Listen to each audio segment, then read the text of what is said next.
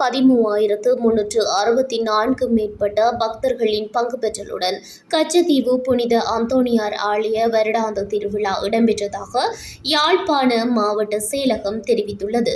வரலாற்று சிறப்புமிக்க கச்சத்தீவு புனித அந்தோணியார் ஆலய வருடாந்த திருவிழாவானது நேற்றைய தினம் வெள்ளிக்கிழமை கொடியேற்றத்துடன் ஆரம்பமானது.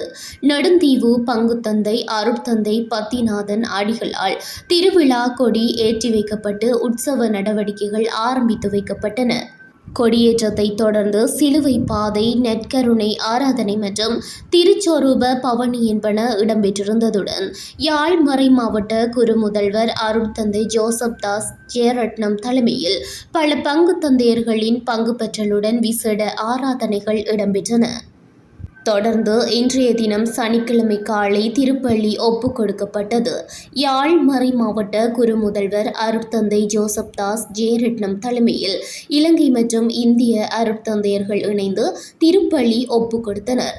இலங்கை இந்திய பக்தர்களின் உறவு பாலமாக உள்ள கச்சத்தீவு புனித அந்தோணியார் ஆலய திருவிழாவில் இந்த ஆண்டு 13,000க்கும் மேற்பட்ட பக்தர்கள் கலந்து கொண்டதாக தெரிவிக்கப்படுகின்றது.